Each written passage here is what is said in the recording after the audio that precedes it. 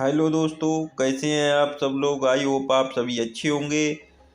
तो आज मैं आप सभी को लेकर आया हूँ मॉडर्न इंडियन हिस्ट्री के most important questions and answer. इसमें दोस्तों 1500 क्वेश्चन रहने वाले हैं।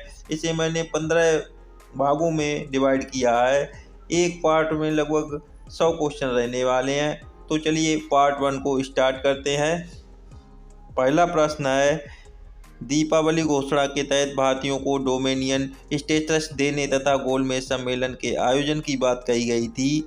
ये घोषणा किस गवर्नर जनरल ने की थी? तो उत्तर हो जाएगा लॉर्ड इरविन ने।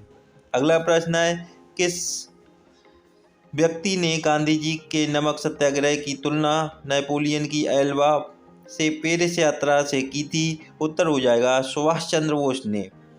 अगला प्रश्न है, किस उपलक्ष्य में भारत अंग्रेज सरकार ने महात्मा गांधी को कैसर-ए-हिंद सम्मान से अलंकृत किया? उत्तर हो जाएगा प्रथम विश्व युद्ध में ब्रिटिश सरकार की अभूतपूर्व सहायता करने के उपलब्ध में।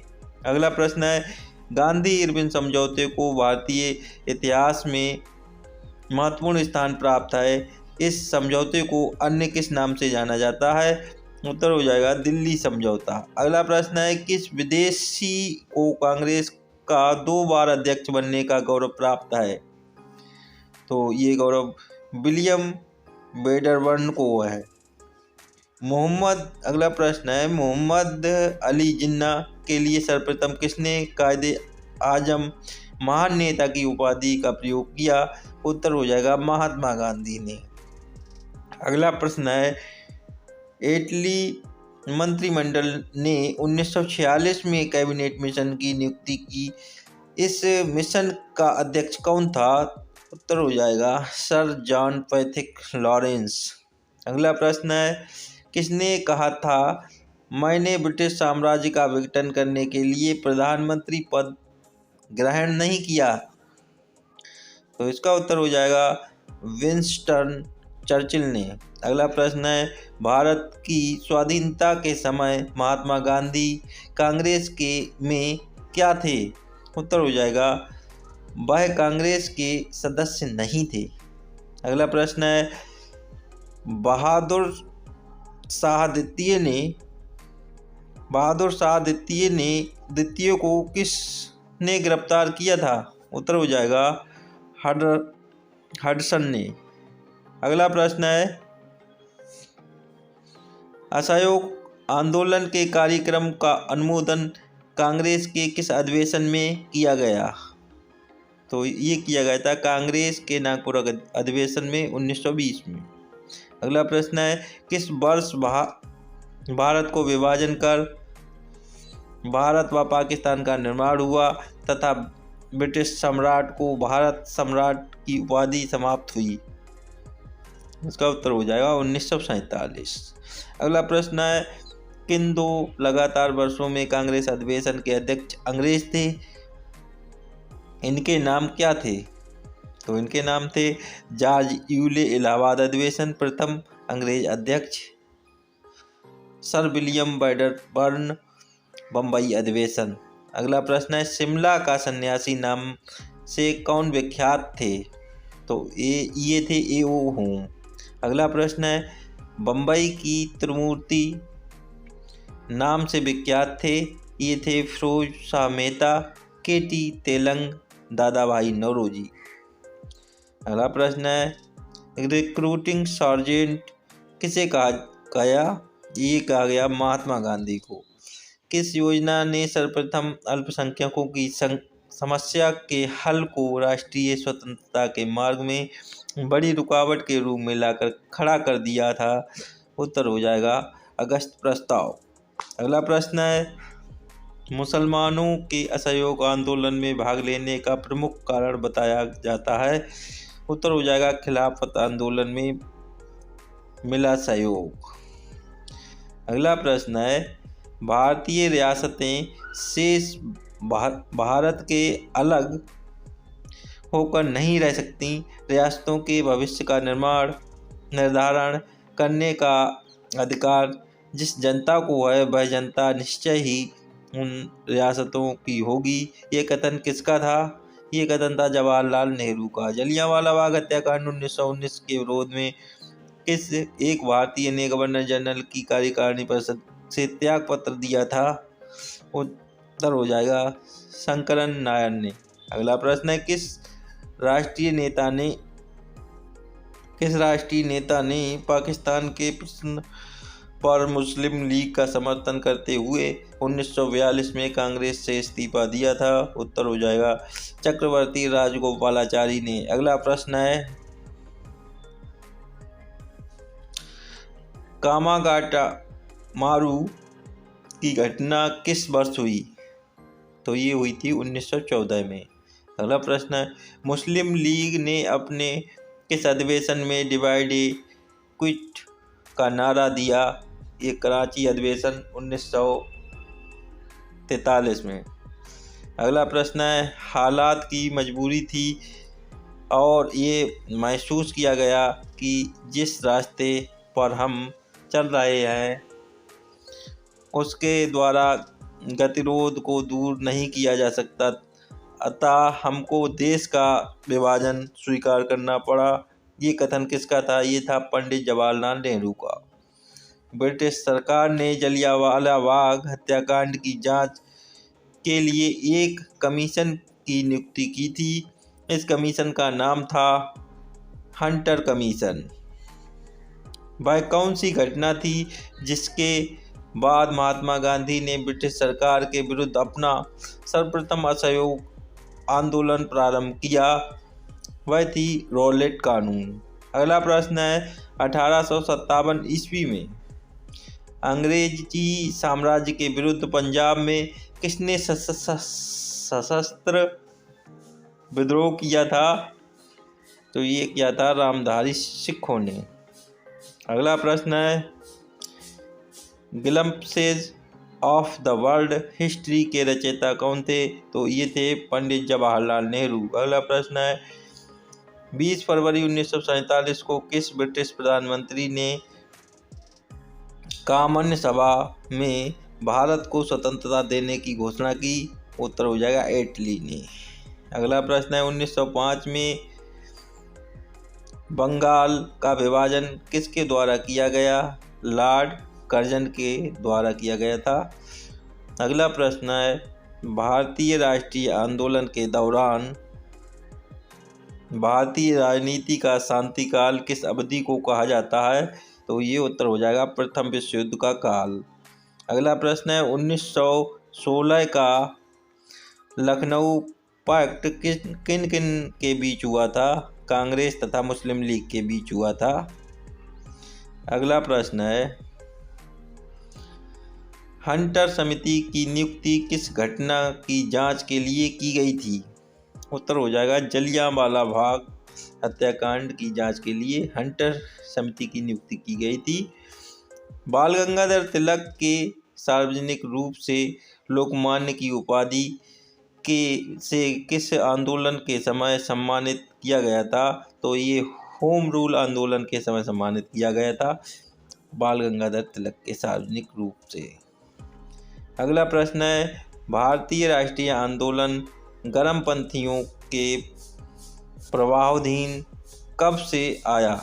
उत्तर हो जाएगा 1906 के बाद से। अगला प्रश्न है लंदन में जनरल ओ डायर को गोली किस क्रांतिकारी ने मारी? तो ये उधम सिंह ने मारी थी। अगला प्रश्न है भारत छोड़ो आंदोलन प्रारंभ करने के पश्चात महात्मा गांधी को नज़रबंद करके कहाँ रखा गया था? तो ये रखा गया था आगा खां के महल में पुणे में। अगला प्रश्न है 1920 में गांधी जी ने कांग्रेस अधिवेशन में संपूर्ण स्वराज को कांग्रेस का लक्ष्य बनाने का प्रस्ताव रखा था। ये अधिवेशन कहाँ हुआ था? ये अधिवेशन अहमदाबाद में हुआ था। अगला प्रश्न है भारत विभाजन टालने का अंतिम अवसर किस घटना के पश्चात समाप्त हो गया? उत्तर हो जाएगा कैबिनेट मिशन को अस्वीकार करने के पश्चात। अगला प्रश्न है गुरु राम सिंह किस आंदोलन के अग्रणी थे? तो गुरु राम सिंह थे कूका आंदोलन के अग्रणी। अगला प्रश्न है 1857 ईस्वी के समय भारत के गवर्नर जनरल कौन थे? तो ये हो जाएगा लॉर्ड कैनिंग। अगला प्रश्न है इलाहाबाद में आयोजित एक दरबार में लॉर्ड कैनिंग ने क्राउन के घोषणा पत्र को पढ़कर सुनाया। इस घोषणा पत्र को कुछ इतिहासकारों ने किसकी संज्ञा दी थी? ये इस उत्तर हो जाएगा भारतीय स्वतंत्रता का मैग्ना कार्टा। अगला प्रश्न है all India trade union Congress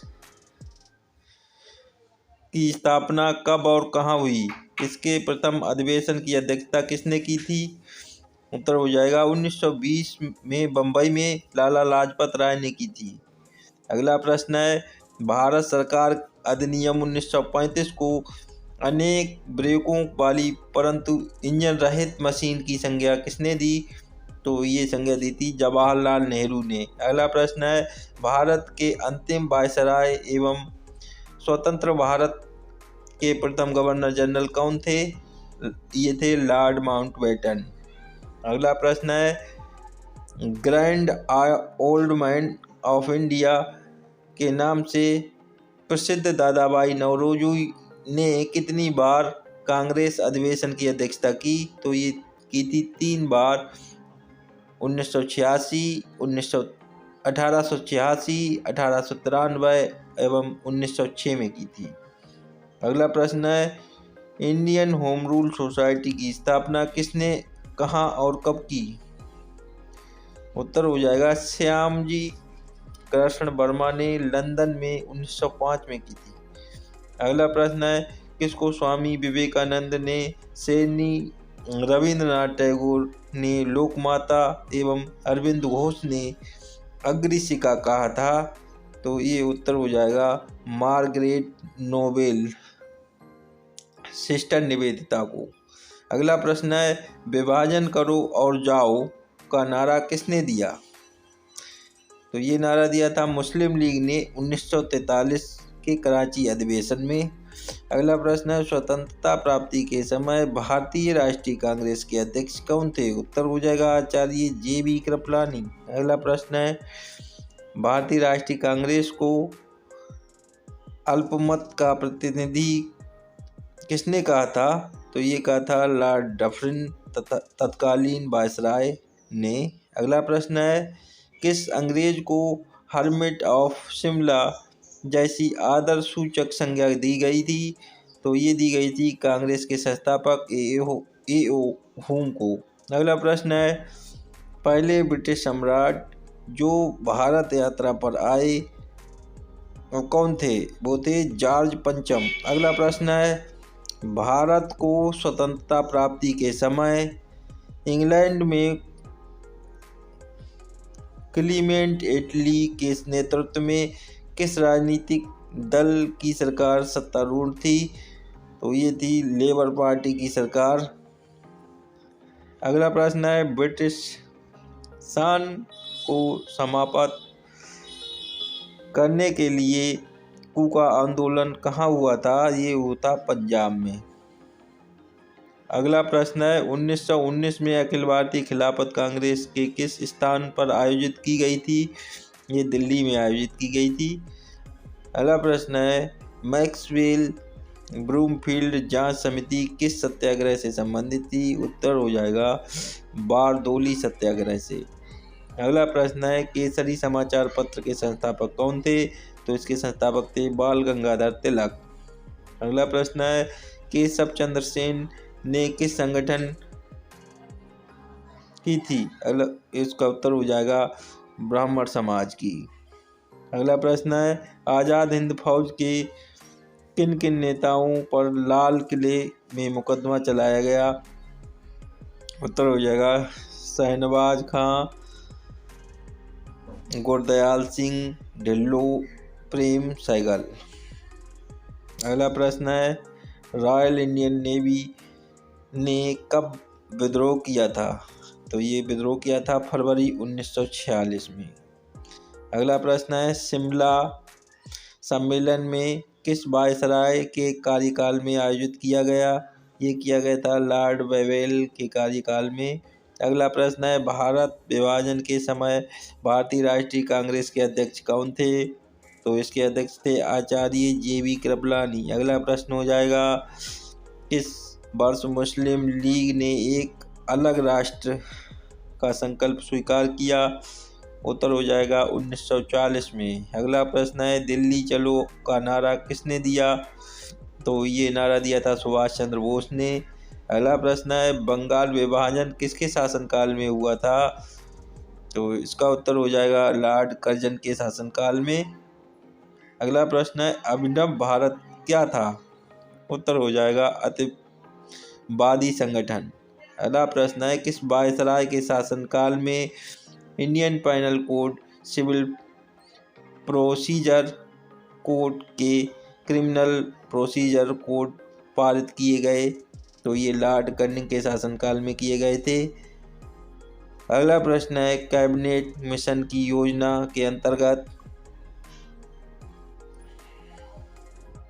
अंतर्गत संविधान निर्वात्री परिषद में प्रत्येक प्रांत को आवंटित सदस्य संख्या निर्धारित करने के लिए एक प्रतिनिधि कितनी जनसंख्या के अनुपात में था? तो ये था 10 लाख व्यक्ति। अगला प्रश्न है, वह अमेरिकी पत्रकार कौन था जो भारत छोड़ो आंदोलन के दौरान महात्मा गांधी के साथ था? तो ये था लुई फिशर। अगला प्रश्न है, चंपारण जनपद में तिनकटिया प्रथा का तात्पर्य था किसानों द्वारा 3/20 भूभाग पर नील की खेती करना। अगला प्रश्न है, कांग्रेस की नरमपंथी और गरमपंथी गुटों में विभाजन कहाँ हुआ? उत्तर हो जाएगा सूरत अधिवेशन 1907। अगला प्रश्न है, नील दर्पण नामक नाटक किसने लिखा? ये लिखा था दीनबंधु मिश्र ने। अगला प्रश्न है, बंकिम चंद्र द्वारा लिखित आनंद मठ का कथानक किस विद्रोह पर आधारित है? उत्तर हो जाएगा सन्यासी विद्रोह पर। अगला प्रश्न है, वर्नाक्यूलर प्रेस एक्ट से बचने के लिए कौन सा समाचार पत्र रातों रात बंगाली की जगह अंग्रेजी में छपने लगा? इसका उत्तर हो जाएगा अमृत बाजार पत्रिका। अगला प्रश्न है, कौन सा गीत 1905 में स्वदेशी आंदोलन के दौरान सर्वाधिक लोकप्रिय था? तो ये था आमार सोनार बंगला। अगला प्रश्न हो जाएगा, 1929 में लिट्स आयोजन का गठन किस उद्देश्य से किया गया था? तो ये किया गया था मिशनरी शिक्षा के विकास के लिए।